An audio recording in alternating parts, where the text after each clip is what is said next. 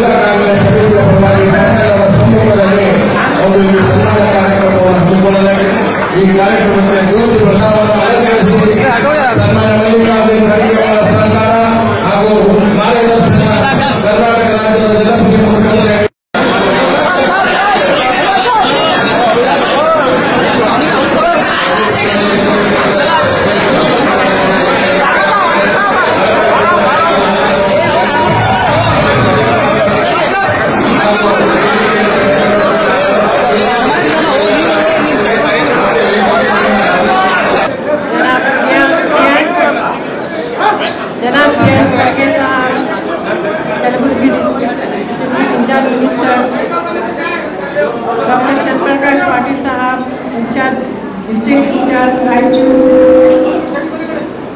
Doctor Sharan Basappa Darshanapur साहब district in charge,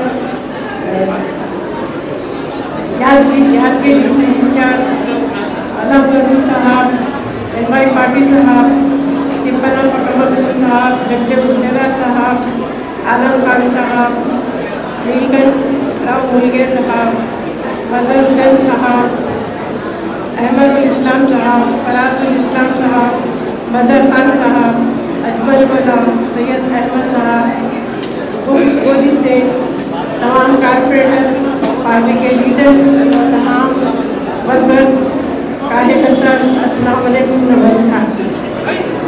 मैं सबसे पहले हमारे AICC प्रेसिडेंट जनाब मल्लिकार्जुन खड़गे साहब का तहे दिल से शुक्रिया अदा करती हूँ। उन्होंने मुझे ये बड़ी जिम्मेदारी दी है और हमारे सीएम साहब का भी और डिप्टी सीएम साहब D.K. शिव कुमार साहब का भी और तमाम लीडर्स का मैं तहे दिल से शुक्रिया अदा करती हूँ। उन्होंने मुझे इस काबिल समझा और ये पोस्ट दिया है, तो इंशाअल्लाह ताला मैं पूरी कोशिश करूँगी कि उन्होंने जो मुझे जिम्मेदारी दी है जिम्मेदारी पे पूरा उतरने की मैं पूरी कोशिश करूँगी। और आज मैं यहाँ आप लोगों के सामने दूसरी बार एमएलए बन के जो मेरी हूँ, इसमें मल्लिकार्जुन खड़गे साहब की फैमिली और रशीद साहब की बहुत ज़्यादा कोशिश की वजह से मैं आज आप लोगों के सामने यहाँ ठहरी हूँ। तो मैं तमाम का शुक्रिया अदा करती हूँ और इंशाअल्लाह मैं कोशिश करूँगी कि आप तमाम के जो भी मसले मसाइल है हल करने की कोशिश करूँगी। कर्नाटक रेश पे उद्यमಗಳ ನಿಯಮಿತ ಅಧ್ಯಕ್ಷರಾಗಿ ನೇಮಕಗೊಂಡಂತ ಪ್ರಯುಕ್ತ ಈ ಅಭಿನಂದನಾ ಸಮಾರಂಭವನ್ನು ನಾನು ಜಿಲ್ಲಾ ಕಾಂಗ್ರೆಸ್ ಸಮಿತಿ ವತಿಯಿಂದ ಹಮ್ಮಿಕೊಂಡಿದ್ದೇವೆ। ಮೇಡಮ್ ಅವರು 2 ಬಾರಿ ಉತ್ತರ ಮತಕ್ಷೇತ್ರದ ಶಾಸಕಿಯಾಗಿ ಆಯ್ಕೆಯಾಗಿ ಒಳ್ಳೆ ಕೆಲಸ ಮಾಡುತ್ತಾ ಬಂದಿದ್ದಾರೆ ಮತ್ತು ಅವರ ಪತಿ ಖಬರುಲ್ ಇಸ್ಲಾಂ ಸಾಹೇಬರು ಸಾಕಷ್ಟು ಬಾರಿ ನಮ್ಮ ಗುಲ್ಬರ್ಗಾ ಜಿಲ್ಲೆಯ ಇಲ್ಲಿ ಅವರು ಮಂತ್ರಿಯಾಗಿ ಕೂಡ ಕೆಲಸ ಮಾಡಿದ್ದಾರೆ ಮತ್ತು ಪಾರ್ಲಿಮೆಂಟ್ ಸದಸ್ಯರಾಗಿ ಕೂಡ ಕೆಲಸ ಮಾಡಿದ್ದಾರೆ। ಅವರು ಶೇರೆ ಕರ್ನಾಟಕ ಅಂತ ಒಂದು ಹೆಸರು ಕೂಡ ಅವರು ಪಡೆದಿದ್ದರು। ಅಂತ ಒಬ್ಬ ಧೀಮಂತ ನಾಯಕರು। ಈ ಭಾಗದ ಎಲ್ಲ ನಾಯಕರುಗಳು ಖನಿಜ ಅವರಿಗೆ ಒಂದು ಉನ್ನತ ಸ್ಥಾನ ಕೊಡಬೇಕು, ಕ್ಯಾಬಿನೆಟ್ ದರ್ಜೆಯ ಒಂದು ಸ್ಥಾನ ಕೊಟ್ಟರೆ ಒಬ್ಬ ಮಹಿಳೆಗೆ ಇವತ್ತು ನಾವು ಗೌರವಿಸದಂತೆ ಆಗ್ತದೆ ಅನ್ನೋ ದೃಷ್ಟಿಯಿಂದ ಇವತ್ತು ಎಲ್ಲರೂ ಕೂಡ ಖನಿಜ ಪಾತ್ರಿ ಅವರ ಹೆಸರನ್ನು ಮುಂಚೂಣಿಯಲ್ಲಿಟ್ಟು ಈ ಕಾರ್ಯಕ್ರಮ ಇವತ್ತು ನಾವು ನಡೆಸ್ತಾ ಇದ್ದೇವೆ. ಭಾಳ ಸಂತೋಷದ ವಿಷಯ ಅಂತಂದರೆ ಖನಿಜ ಅವರು ಇವತ್ತು 2ನೇ ಬಾರಿಗೆ ಆಯ್ಕೆಯಾಗಿದ್ದಾರೆ. ಅವರು ಭಾಳ ತ್ಯಾಗ ಮಾಡಿದ್ದಾರೆ ಅಂತೇಳಿ ನಾನು ಅಂದ್ಕೊಂಡಿದ್ದೆ. ಇವತ್ತು ಬಹಳ ವಿಶೇಷವಾಗಿ ಗಣೇಶ್ ಪ್ರತಿಭಾ ಅವರು ನೂತನವಾಗಿ ಅಧ್ಯಕ್ಷರಾಗಿ ಸ್ವೀಕಾರ ಮಾಡಿದ ನಂತರ ಇವತ್ತು ಪ್ರಥಮ ಬಾರಿಗೆ ಗುಲ್ಬರ್ಗಕ್ಕೆ ಆಗಮಿಸಿದ್ದಾರೆ. ತಾವೆಲ್ಲರೂ ಕೂಡ ನಾಳೆಲ್ಲ ಅಭಿಮಾನದಿಂದ ಮತ್ತು ಹುರುಪಿನಿಂದ ಅವರನ್ನು ನಾವೆಲ್ಲರೂ ಬರಮಾಡಿಕೊಂಡು ಇವತ್ತು ಪಕ್ಷದ ಪರವಾಗಿ ಅವರಿಗೆ ಇವತ್ತು ಸನ್ಮಾನ ಕೂಡ ಇವತ್ತು ಅನುಕೂಲವಾಗಿದೆ. ಈಗಾಗಲೇ ಅಧ್ಯಕ್ಷರು ಹೇಳಿದಾಗೆ ಇವತ್ತು ಈ ದಿನ ನಾವು ಮಂಗಳೂರು ಇಸ್ಲಾಂನಲ್ಲಿ ನಾವು ನೆನೆಸಬೇಕು.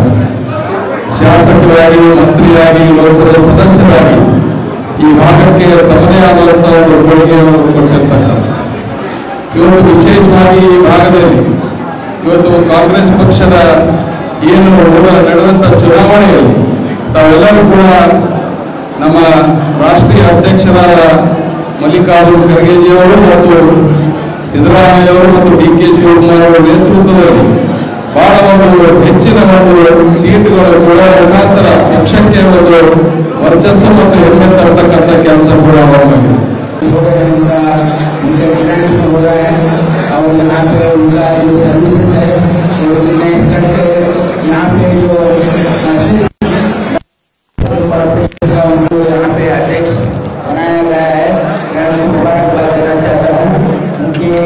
लीडरशिप में ये जो कॉर्पोरेशन है ये डेफिनेटली एक अच्छा काम करेगा और यहाँ पे इनका गुलबर्गा डिस्ट्रिक्ट और कल्याण कर्नाटक के एरिया में ये जितने भी हमारे ये लोग हैं जो सिल्क ग्रो करते हैं उनके फार्मर्स के लिए भी आप ज़रूर उनकी भी मदद कीजिए और यहाँ ये एरिया में भी सिल्क इंडस्ट्री को एनकरेज करने का आपसे उम्मीद है, ज़रूर आप करेंगे और कामयाबी आपको मिलेगी।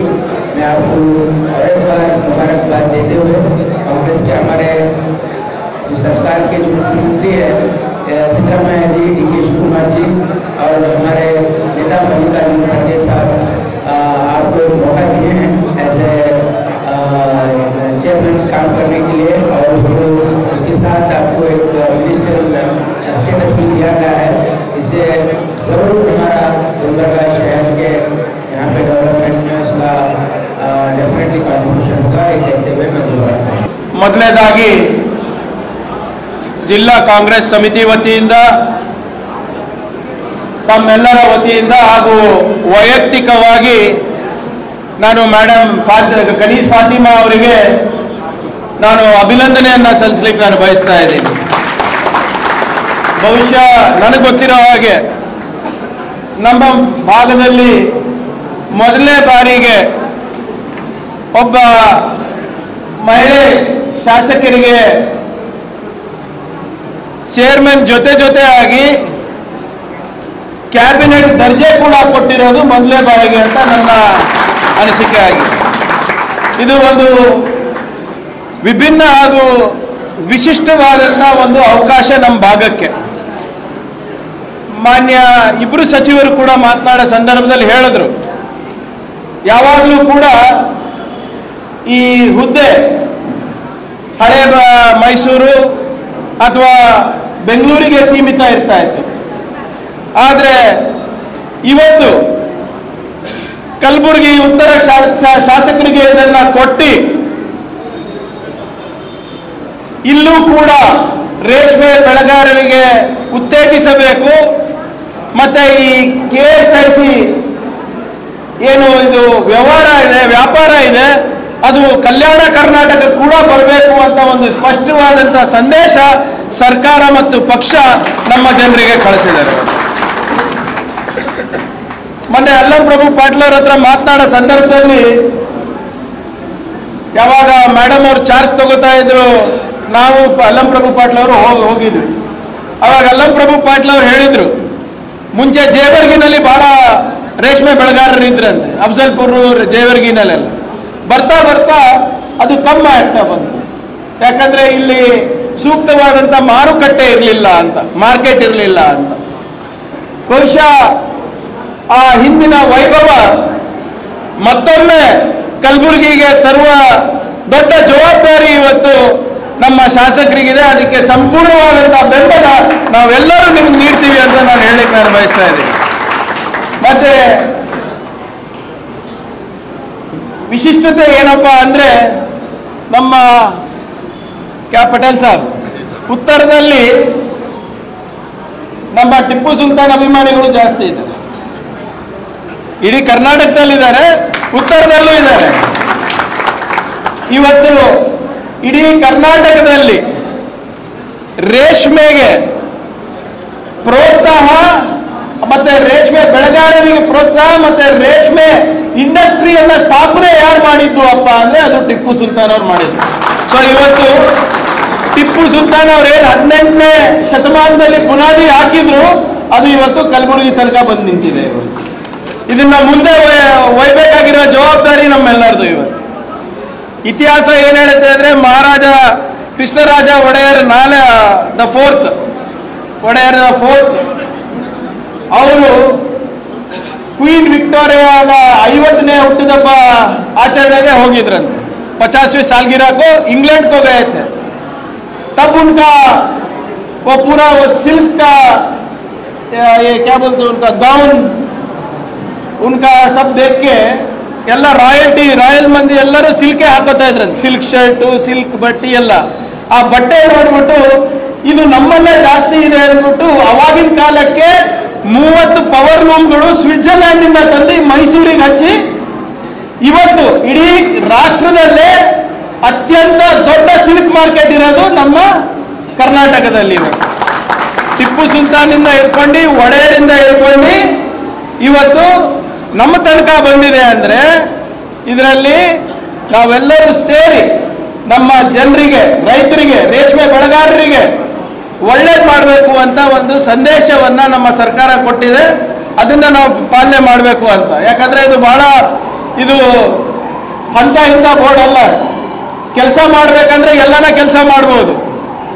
ನಾನು ತಮ್ಮೆಲ್ಲರ ಆಶೀರ್ವಾದ ಪಡೆದು ನಾನು ಹೋದ ಬಾರಿ ಪ್ರವಾಸೋದ್ಯಮ ಸಚಿವನಾಗಿದ್ದೆ. ಡಾಕ್ಟರ್ ಸಾಬ್, ಫ್ರಾನ್ಸ್ ಅಲ್ಲಿ ವರ್ಲ್ಡ್ ಟೂರಿಸಂ ಎಕ್ಸ್ಪೋ ಅಂತ ಆಗುತ್ತೆ. ಇಡೀ ವಿಶ್ವದ ಎಲ್ಲ ಪ್ರವಾಸೋದ್ಯಮ ಒಂದು ಮಾರುಕಟ್ಟೆ ಫ್ರಾನ್ಸ್ನಲ್ಲಿ ಇರುತ್ತೆ. ಅದು ಏನಿಲ್ಲ ಅಂದ್ರೂ ದಿನಕ್ಕೆ 1 ಕೋಟಿ 2 ಕೋಟಿ ಜನ ಬಂದು ಹೋಗ್ತಾರೆ ಅಲ್ಲಿ ನಾವು ಕರ್ನಾಟಕದ ಸ್ಟಾಲ್ ಹಾಕಿರ್ತೀವಿ. ನಾವು ಅಲ್ಲಿ ಆ ಕರ್ನಾಟಕ ಸ್ಟಾಲ್ ನೋಡ್ಕೊಂಡು ಜನ ಬಂದು ಪ್ರವಾಸೋದ್ಯಮದ ಬಗ್ಗೆ ಕೇಳ್ತಾ ಇರಲಿಲ್ಲ, ಮೈಸೂರು ಸಿಲ್ಕ್ ಬಗ್ಗೆ ಕೇಳ್ತಾ ಇದ್ರು. ಮತ್ತೆ ಸ್ಯಾಂಡಲ್ ಸೋಪ್. ಅವ್ರೇನ್ ಹೇಳ್ತಾರೆ ಅಂದ್ರೆ, ಸ್ವಲ್ಪ ಮೈಸೂರಿಂದ ನೀವು ಮೈಸೂರು ಸಿಲ್ಕ್ ಏನ್ ಮಾಡ್ತೀರಾ, Mysuru silk geographically indexed product.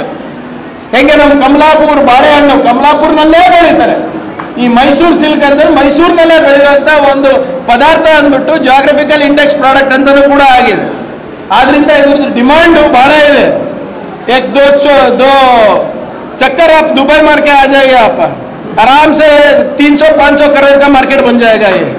ये दुबई UAE अल्लाह मार्केट है. आपके बगल में हमारे साहब भी बैठे हैं, इंडस्ट्री ಅವ್ರದನ್ನ ಒಂದು ಸ್ವಲ್ಪ ಲ್ಯಾಂಡ್ ತಗೊಂಡು ಇಲ್ಲೂ ಕೂಡ ಒಂದು ಏನಾದರೂ ಮಾಡಿದ್ರೆ KKRD ಬಿಂದ ಅಜಯ್ ಸಿಂಗ್ ಕೊಡ್ತೇವೆ, ಏನಾದರೂ ಮಾಡ್ಬೋದಾ, ಇನ್ನು ಯೋಚನೆ ಮಾಡ್ಬೋದಾಗ್ತದೆ. ಇದು ಯಾಕಂದ್ರೆ ರೈತರಿಗೂ ಅನುಕೂಲ. ಈ ಸಿಲ್ಕ್ ಸೀರೆ, ಸಿಲ್ಕ್ ಬಟ್ಟೆ ಎಲ್ಲ ಹಾಕೊಡೋದು ಶ್ರೀಮಂತರು, ಆದ್ರೆ ಆ ಬಟ್ಟೆನ ಮಾಡೋದು ರೈತರು ಮತ್ತು ನೇಕಾರರು. ಅದಕ್ಕೆ ಉತ್ತೇಜನ ಕೊಡ್ಲಿಕ್ಕೆ ಒಂದು ಸುವರ್ಣ ಅವಕಾಶ ನಮ್ಮ ಭಾಗಕ್ಕೆ ಸಿಕ್ಕಿದೆ. ಅದಕ್ಕೆ ಖಂಡಿತವಾಗಿ ನಾವು ಮಾಡೇ ಮಾಡ್ತೀವಿ ಅಂತ ನಾವು ಇವತ್ತು ನಿಮ್ಮ ಹತ್ರ ಎಲ್ಲ ವಾಗ್ದಾನ ಮಾಡ್ತಾ ಇದ್ದೀವಿ. ಅದ್ರ ಜೊತೆಗೆ ಇವತ್ತು ಸಾಕಷ್ಟು ಜನ ಇಲ್ಲಿ ಸೇರಿದ್ದೀರ. ಈ ಸ್ಥಾನಮಾನ ಬರೇ ಮೇಡಮಿಗೆ ಸಿಕ್ಕಿದ್ದಲ್ಲ. ನಿಮ್ಗೆಲ್ಲ ಗೊತ್ತಿದೆ ನಮ್ಮ ಉತ್ತರ ಮತಕ್ಷೇತ್ರದ ಕಾರ್ಯಕರ್ತರಿಗೆ ಏನೇನು ಕಷ್ಟ ಕೊಟ್ಟಿದ್ರು ಹೋದ ಸರ್ಕಾರದಲ್ಲಿ ಅಂತ. ಇದು ತಮ್ಮ ಬೆವರಿಗೆ ಮತ್ತೆ ತಮ್ಮ ಶ್ರಮಕ್ಕೆ ನಮ್ಮ ಪಕ್ಷದ ಒಂದು ಅಲ್ಪ ಕಾಣಿಕೆ ಅಂತ ನಾನು ಭಾವಿಸ್ತಾ ಇದ್ದೀನಿ. ಯಾಕಂದ್ರೆ ನಿಮ್ಮ ಬೆವರಿಗೆ ನಿಮ್ಮ ಶ್ರಮಕ್ಕೆ ನಾವು ಬೆಲೆ ಕಟ್ಟಕ್ಕಾಗೋದಿಲ್ಲ. ಆದ್ರೆ ನಿಮ್ಮ ಶ್ರಮದಿಂದ ಇವತ್ತು ತಾವೇನು ಮೇಡಮಿಗೆ ಆರಿಸಿ ಕಳಿಸಿದ್ದೀರಿ, ನಿಮ್ಮ ಶ್ರಮವನ್ನು ಗುರುತಿಸಿ ಇವತ್ತು ಕ್ಯಾಬಿನೆಟ್ ದರ್ಜೆಯ ಒಂದು ಹುದ್ದೆ ನಮ್ಮ ಭಾಗಕ್ಕೆ ಸಿಕ್ಕಿದೆ ಅಂದ್ರೆ ಅದು ಸುದೈವ. ಹಿಂದಿನ ಸರ್ಕಾರದಲ್ಲಿ ಕಲಬುರಗಿಗೆ ಎಷ್ಟು ಮಂತ್ರಿ ಸಿಕ್ಕಿತ್ತು? ಶೂನ್ಯ.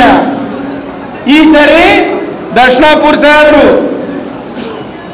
ಶರಣ್ ಪ್ರಕಾಶ್ ಸಾಹೇಬ್ರು, ಡಾಕ್ಟರ್ ಅಜಯ್ ಸಿಂಗ್, ಮೇಡಮ್, ನಾನು ಅಂಡ್ BR ಪಾಟೀಲ್ ಅವರು 5-6 ಜನಕ್ಕೆ ಕ್ಯಾಬಿನೆಟ್ ದರ್ಜೆ ಇದು ಸಿಕ್ಕಿದೆ. ಯಾಕಂದ್ರೆ ಇಲ್ಲಿ ನಮ್ಮ ಕಾರ್ಯಕರ್ತರು ಬಹಳ ಕಷ್ಟಪಟ್ಟಿದ್ದಾರೆ. ಕಷ್ಟಪಟ್ಟು ಇವತ್ತು ಎಲ್ಲರಿಗೂ ಆರ್ಸ್ ತಂದಿದ್ದಾರೆ. MY ಪಾಟೀಲ್ ಸಾಹೇಬ್ರಿಗೂ ಕೂಡ ಮುಂಬರುವ ದಿನಗಳಲ್ಲಿ ಒಳ್ಳೇದೇ ಆಗುತ್ತೆ, ಹಂಗಂತ ಯಾರು ಅನ್ಯತಾ ಭಾವಿಸಬಾರದು. ಸುಭಾಷ್ ರಾಠೋಡ್ ಅವರು ಅಲ್ಪ ಮತದಿಂದ ಹೋಗಿದ್ದಾರೆ, ಆದ್ರೆ ನಮಗಂತೂ ಅವರೇ MLA. ನಾನು ಸರ್ಕಾರ ನಮ್ಮದೇ ಇದೆ, ನಮ್ಮ ಪಾಡಿಗೆ ಅವರೇ MLA. ಆದ್ರಿಂದ ಇವತ್ತೇನು ಸರ್ಕಾರ ಇವತ್ತು ಒಂದು ನಮ್ಮ ಕಾರ್ಯಕರ್ತರ ಗುರುತಿಸಿ ಮೇಡಮಿಗೆ ಮಾಡಿದರೆ ಇದ್ರ ಎಲ್ಲರಿಗೂ ಒಂದು ಶ್ರೇಯ ಅಂತ ನಾನು ಭಾವಿಸ್ತೀನಿ.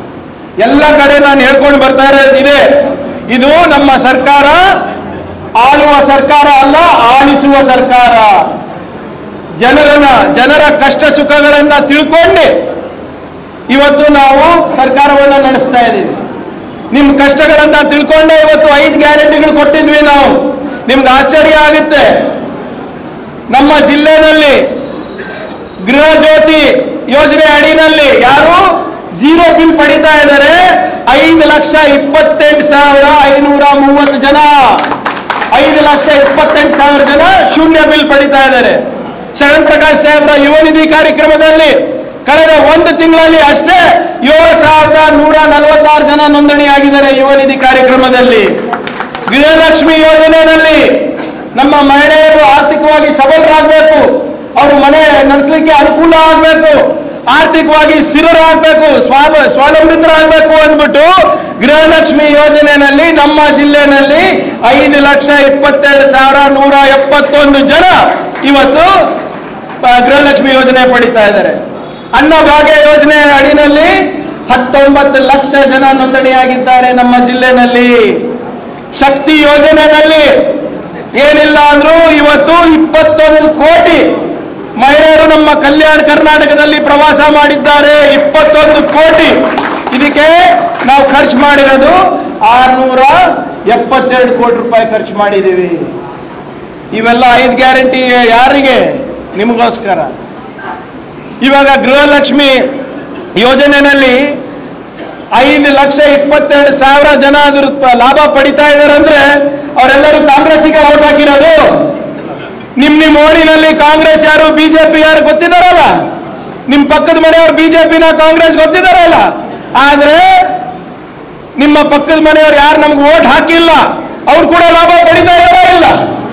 ಪಡಿತಾ ಇದಾರಲ್ಲ. ಅವ್ರು ಕೂಡ ಬಸ್ ಹತ್ತಾ ಇದಾರಲ್ಲ, ಅವ್ರು ಕೂಡ ಅನ್ನ ತಗೋತಾ ಇದಾರ ಇಲ್ಲ? ಅವ್ರ ಮಕ್ಕಳು ಕೂಡ ಯುವ ನಿಧಿ ತಗೋತಾ ಇದಾರ ಇಲ್ಲ? ಅವ್ರು ಕೂಡ ಆರ್ಟಿಕಲ್ 371 ನೋಂದಾಯಿಸಿದಾರ ಇಲ್ಲ? ಅದಕ್ಕೆ ನೀವು ನಮ್ಮ ಶಕ್ತಿ, ಒರಿಜಿನಲ್ ಶಕ್ತಿ, ನಮ್ಮ ಕಾರ್ಯಕರ್ತರು ಯಾರಿದ್ದಾರೆ ಇದು ಪ್ರಚಾರ ಮಾಡಬೇಕಾಗಿದೆ. ಲಾಭ ಮಾತ್ರ ತಗೊಳ್ಳೋದು, ಆದ್ರೆ ಬೈಯೋದು ಮಾತ್ರ ನಮಗೆ ಬೈದು. ಅವ್ರಿಗೆ ಅಷ್ಟು ಕಾಳಜಿ ಇದ್ರೆ ನಮ್ಮ ಸ್ಕೀಮ್ಗಳೇ ತಗೋಬಾರ್ದಲ್ಲ, ಅದನ್ನ ನೀವು ತಿಳಿಸ್ಬೇಕಾಗಿದೆ ಇವತ್ತು.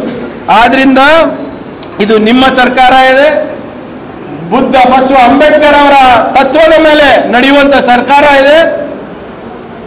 ಬಸವಣ್ಣನವರನ್ನ ನಾವು ನಮ್ಮ ನಾಡಿನ ಸಾಂಸ್ಕೃತಿಕ ನಾಯಕರನ್ನ ನಾವು ಮಾಡಿದ್ದೀವಿ. ಅಂದ್ರೆ ಸೋಷಿಯಲ್ ಐಕನ್ ನಾವು ಮಾಡಿರೋದು, ಸೋಷಿಯಲ್ ಲೀಡರ್. ಯಾಕೆಪ್ಪ ಅಂದ್ರೆ ಅವರ ತತ್ವದಲ್ಲಿ ಸಮಾನತೆ ಇದೆ, ಅವರ ತತ್ವದಲ್ಲಿ ಭ್ರಾತೃತ್ವ ಇದೆ, ಅವರ ತತ್ವದಲ್ಲಿ ಒಂದು ಸ್ವಾಭಿಮಾನ ಬದುಕು ಕೊಡುವಂತ ಒಂದು ನಂಬಿಕೆ ಇದೆ. ಆ ನಂಬಿಕೆಯೇ ನಮ್ಮ ಸಂವಿಧಾನದಲ್ಲಿರೋದು. ಆ ಸಂವಿಧಾನವನ್ನೇ ನಂಬಿ ನಮ್ಮ ಸರ್ಕಾರ ಮುಂದೆ ನಡೀತಾ ಇದೆ ಇವತ್ತು. ಆದ್ರಿಂದ ಬಂಧುಗಳೇ, ನಾನು ಹೆಚ್ಚೇನು ಮಾತಾಡಲಿಕ್ಕೆ ಹೋಗೋದಿಲ್ಲ. ಮುಂಬರುವ ದಿನಗಳಲ್ಲಿ ಮತ್ತೊಮ್ಮೆ ತಮ್ಮನ್ನ ಭೇಟಿ ಮಾಡಿ ಚುನಾವಣೆ ಏನು ನಮ್ಮ MP ಚುನಾವಣೆ ಹೇಗೆ ಮಾಡೋದಂತ ನಾವೆಲ್ಲರೂ ಸೇರಿ ಒಗ್ಗಟ್ಟಾಗಿ ಅದ್ರ ಬಗ್ಗೆ ಯೋಚನೆ ಮಾಡೋಣ. ಆದ್ರೆ ಇವತ್ತಿನ ಸಂದರ್ಭದಲ್ಲಿ ನಾನು ಹೇಳಕ್ ಬಯಸ್ತಾ ಇರೋದು ಇಷ್ಟೇ. ಇವತ್ತು ಏನು ಸ್ಥಾನಮಾನವನ್ನ ನಮ್ಮ ನಾಯಕರಿಗೆ ಸಿಕ್ಕಿದೆ, ಅದು ನಮ್ಮ ಕಾರ್ಯಕರ್ತರ ಶ್ರಮದಿಂದ ಸಿಕ್ಕಿದೆ. ಇವತ್ತು ಬೆಂಗಳೂರಿನಲ್ಲಿ ನಾವು ಹೋಗಿ ಕುತ್ಕೋತೀವಿ, ಶರಣ್ ಪ್ರಕಾಶ್ ಸಾಹೇಬ್ರು ಕುತ್ಕೊಳ್ತಾರೆ, ದಕ್ಷಿಣಾಪುರ ಸಾಹೇಬ್ರು ವಿಧಾನಸೌಧದಲ್ಲಿ ಕುತ್ಕೋತಾರೆ ಅಂದ್ರೆ ಅವೆಲ್ಲ ತಮ್ಮ ಆಶೀರ್ವಾದದಿಂದ. ಇನ್ನ ಕೆಲವು ದಿನಗಳಲ್ಲಿ ಈಗಾಗಲೇ ನಮ್ಮ ಕಾರ್ಯಕರ್ತರಲ್ಲೂ ಕೂಡ ಶಕ್ತಿ ತುಂಬಬೇಕು ಅಂದ್ಬಿಟ್ಟು ನಮ್ಮ ಜಿಲ್ಲಾಧ್ಯಕ್ಷರು ನಮ್ಗೆ ಆದೇಶ ನೀಡಿದ್ದಾರೆ. ಅವ್ರು ಕೂಡ ತಾವೆಲ್ಲ ಕೊಟ್ಟಿರೋ ನಾಮಿನೇಷನ್ ಫಾರ್ಮ್ಸ್ ಎಲ್ಲನೂ ಕೂಡ ಅವ್ರಾಗಲೇ ನಮ್ಮ ಕಚೇರಿಗೆ ಮತ್ತೆ ಶರಣ್ ಪ್ರಕಾಶ್ ಸಾಹೇಬ್ರ ಕಚೇರಿಗೆ ಆಗಲೇ ನೋಂದಾಯಿಸಿದ್ದಾರೆ. ಸೂಕ್ತ ಸಂದರ್ಭದಲ್ಲಿ ಯಾವಾಗ ಹೈಕಮಾಂಡ್ ಅವರು ಒಪ್ಪಿಗೆ ಕೊಡ್ತಾರೆ ಎಲ್ಲರಿಗೂ ಕೂಡ ಪ್ರಾಮಾಣಿಕ ಪ್ರಯತ್ನ ಮಾಡಿ ಸ್ಥಾನಮಾನವನ್ನ ಕೊಡ್ಲಿಕ್ಕೆ ಒಂದು ಪ್ರಯತ್ನವನ್ನ ನಾವು ಮಾಡ್ತೀವಿ ಅದರಲ್ಲಿ. ಸೊ ದಯವಿಟ್ಟು ತಮ್ಮ ಸಹಕಾರ ಮತ್ತು ತಮ್ಮ ಸಹಾಯ ಇರಬೇಕು ಅಂತ ತಮ್ಮ ಹತ್ರ ಕೇಳ್ಕೊತಾ ಇದ್ದೀನಿ. ಕೊನೆಯದಾಗಿ ಮತ್ತೊಮ್ಮೆ ತಮ್ಮೆಲ್ಲರ ಪರವಾಗಿ, ವೇದಿಕೆ ಮೇಲಿರುವಂತ ಎಲ್ಲ ನಾಯಕರ ಪರವಾಗಿ ಮೇಡಮ್ ಕನೀಸ್ ಫಾತಿಮಾ ಅವರಿಗೆ ನಾನು ಅಭಿನಂದನೆ ಸಲ್ಲಿಸ್ತಾ, ಅವರು ಏನೇ ಯೋಜನೆ ಮಾಡಬೇಕಂದ್ರೂ ಕೂಡ ನಾವೆಲ್ಲ ಸಚಿವರು, ನಮ್ಮ ಹಿರಿಯರು ಮತ್ತೆ ಸರ್ಕಾರ ತಮ್ಮ ಜೊತೆ ಇರುತ್ತೆ ಅಂತ ಒಂದು ಭರವಸೆಯನ್ನು ನೀಡ್ತಾನಂತ ಹೇಳಿ ಮಾತನ್ನ ಮುಗಿಸ್ತೀನಿ.